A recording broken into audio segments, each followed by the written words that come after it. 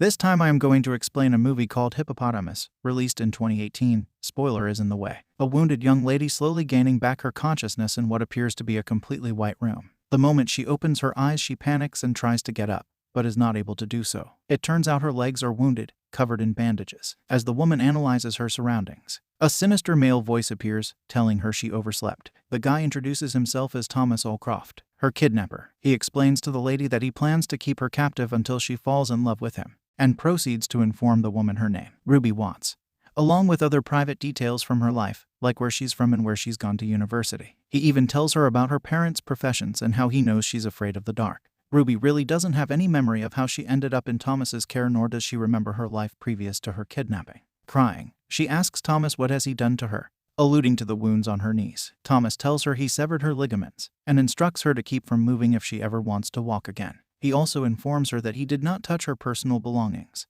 which are in a black handbag sat on a chair next to the door. On the floor, next to Ruby, we see what appears to be a meal and a small cup containing 2 pills. Thomas explains that he gave her 2 pills, 1 contraceptive tablet and 1 painkiller. He then proceeds to explain to Ruby how their life together will look like. She will be provided everyday food, he'll help her wash and go to the bathroom. Her days will begin at 7 a.m. and end at 11 p.m., and escaping will be almost impossible since they're miles away from the closest household. Once Thomas finishes, Ruby asks if he had assaulted her, to which he replies he didn't. Thomas then leaves, leaving Ruby alone in the room. As the scene comes to an end, we see Ruby caught a glimpse of her bracelet. The next day, Ruby is still at the same spot as she was yesterday. The empty plate next to her reveals she ate the dish Thomas had prepared for her, but didn't touch the pills. Thomas enters the room to check up on her, and lets out a disappointed sigh once he notices Ruby denied taking the pills. He pleads for her to take the medication as her pain will only get worse, but Ruby ignores him. As he turns to exit the room, Ruby asks Thomas why he's doing all of this, to which he doesn't reply. Thomas exits the room, and as the door slams shut, cutting the scene to black, we hear Ruby's desperate cry from the other side. Later the same day, Thomas visits Ruby again. This time the room is shaded with a dark red light, signaling that it's nighttime. Thomas carefully adjusts Ruby's sleeping body so she lays in a fetal position on the floor, and exits the room. The next morning, Thomas brings Ruby her breakfast. Ruby is still sound asleep, but is awakened when Thomas knocks on the wall. Once he leaves, Ruby's sleepy and dazed look morphs into a serious one, revealing that her groggy state was a facade. She then scoots her way to her handbag, which is on the other side of the room. She opens and scavenges through it, and pulls out her mirror which holds her ID. Ruby stares at it,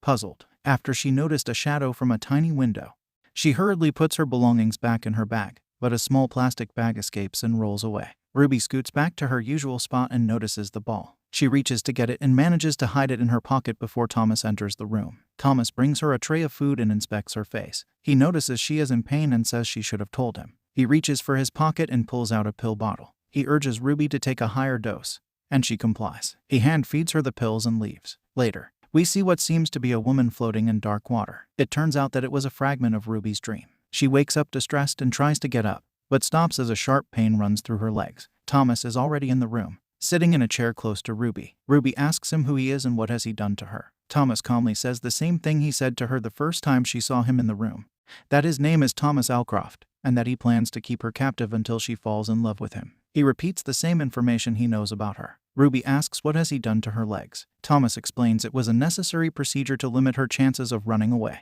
and that her legs will get better as time passes. He informs her that all she needs to do is stay compliant and take her medication. He assures her that he doesn't have any hidden malicious intentions by giving her contraceptive pills. Ruby's reminded of her everyday schedule and how slim her chances are of escaping. She stays silent until Thomas turns to leave the room. She once again asks him if he assaulted her. This angers Thomas and he throws her bag as he exits the room. Once alone, Ruby inspects the ball she hid in her pocket. She takes a closer look at her bracelet as well. Later, we see the rest of Ruby's day. Thomas performing psychical therapy on Ruby, him bathing her using washcloths, and Ruby repeatedly slamming the ball on the room's door once it's nighttime. The next day, Ruby notices the wound in the back of her head. She goes to her bag and pulls out a mirror, but doesn't manage to see much of her injury. She ends up slamming the mirror into smaller pieces and takes it closer to her wound. Before she could see anything, she notices Thomas spying on her from the other side of the door. She hides the glass shard underneath the bandage of her left knee and tries to go back to her usual sitting place. Before she does, Thomas enters the room and drugs her. Once it's nighttime,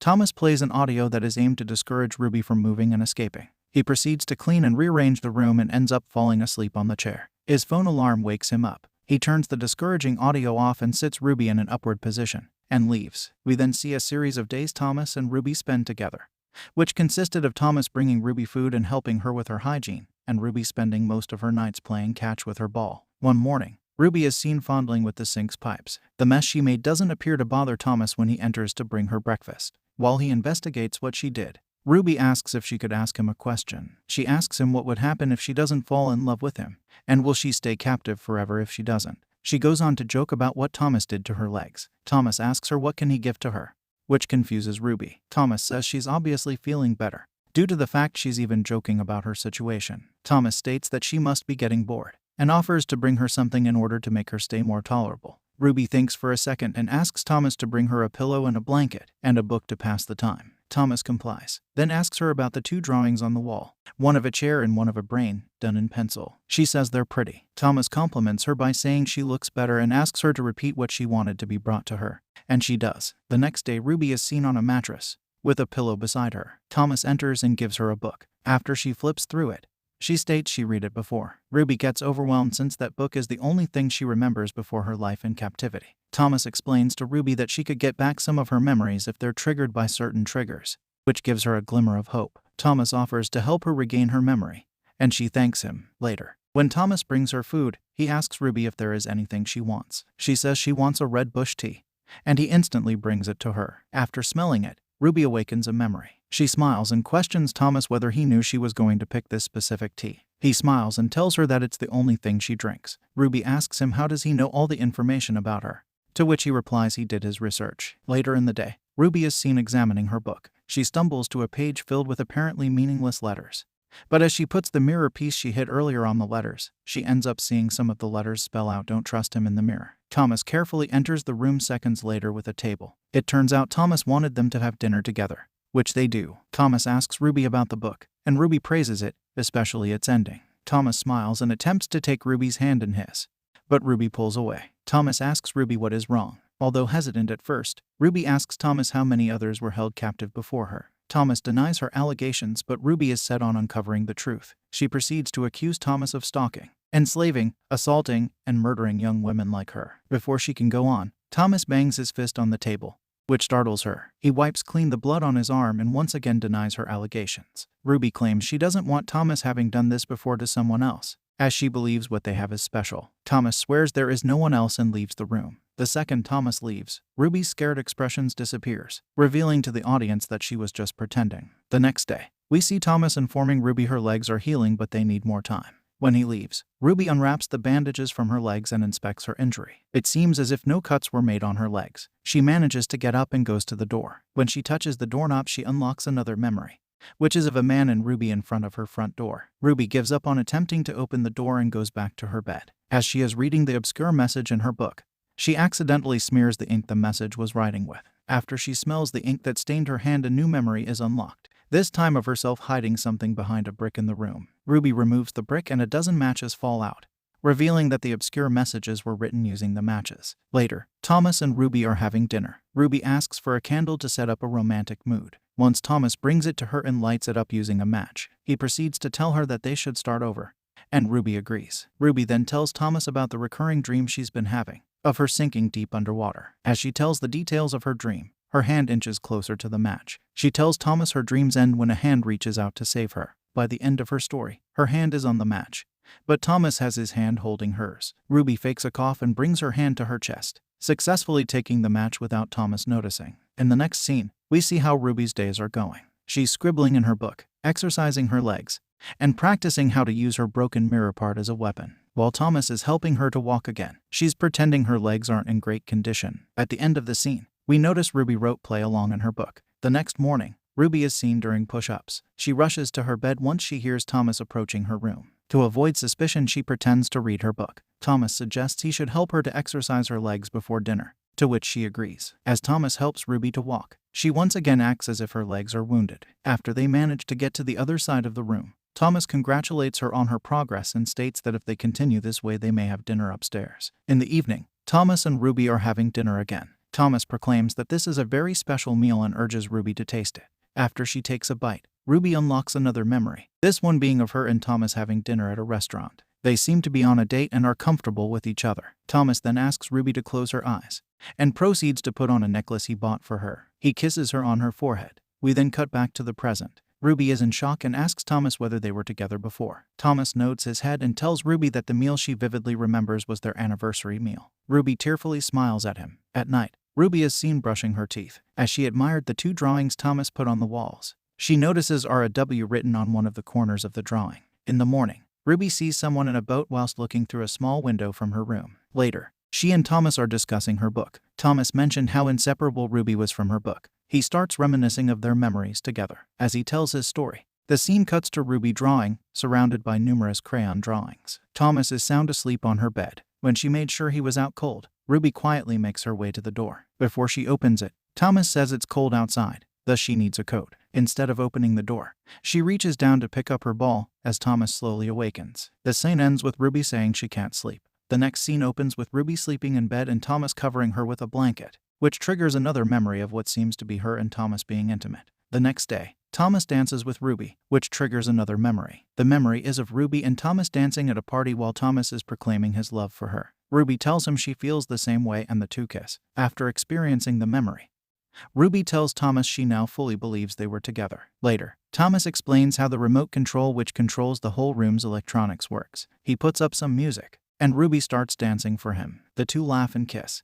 But before they start to get intimate, Ruby starts crying. Ruby asks him how did they get to this, and Thomas agrees to explain it to her. As Thomas is explaining the story, the scene cuts to the past. We see Ruby waiting for Thomas at a bar. She's with her roommate Nick, who's openly flirting with her. Thomas doesn't make it to meet her since he missed the train. Thus Ruby and Nick leave to go home. Thomas leaves Ruby a message that he's being picked up by his friend Rob and how he'll hopefully see her soon. Meanwhile, Nick tries to kiss Ruby and she refuses, but he persists. He knocks her unconscious and brutally assaults her. Upon seeing the aftermath of what happened when he came to Ruby's house, Thomas killed the still drunk Nick and carried Ruby to Rob's car. Rob reluctantly drove them both to Thomas' home, where Ruby regained her consciousness. It is revealed Ruby lost her memory due to the incident with Nick. Before Rob can call an ambulance, Thomas stops him. They argue for a bit, but Rob agrees to help Thomas out in his plan to regain Ruby's memory. They travel far north where Thomas breaks ties with Rob and thanks to him for his help. Thomas proceeds to take Ruby to an abandoned island farm where he keeps Ruby prisoner. As time passes, Thomas starts learning about retrograde amnesia, a form of amnesia in which the sufferer forgets everything prior to an attack. He also learned that Ruby's memory seemed to reset to just as it was right after the attack whenever she would sleep a lot. Thomas proceeds to show Ruby pictures to trigger her memory recovery, but she is unresponsive at first. In an attempt to speed up her memory recovery, Thomas learned how to trigger certain memories and control her sleep patterns so she could learn for more than a day. When he gives her her favorite book, Ruby is responsive and shows progress. Thomas continues his efforts, but decides he needs a blank slate in order to truly regain Ruby's trust and memory. So he constructed the White Room and made up the whole scenario about cutting the ligaments of Ruby's legs and being her kidnapper. When Thomas finishes his story, Ruby is left in tears and seems to get her memory back. The 2 end up intimate and fall asleep on one another. Ruby awakens first and turns off Thomas' watch before it may ring his alarm. She takes the broken mirror piece and stabs him. She starts crawling to escape, but Thomas tries to stop her. She kicks him with her feet and manages to escape to the outside. She gazes tearfully at the sky above, then runs to the boat, but passes out before she can make her escape. She awakens in a hospital room, with a doctor assuring her she'll be fine and that she may experience some short-term memory loss because of her injury. The doctor is revealed to be Thomas, who yet again orchestrated a different scenario in hopes of gaining Ruby's trust and regaining her memory. Thanks for watching. Bye.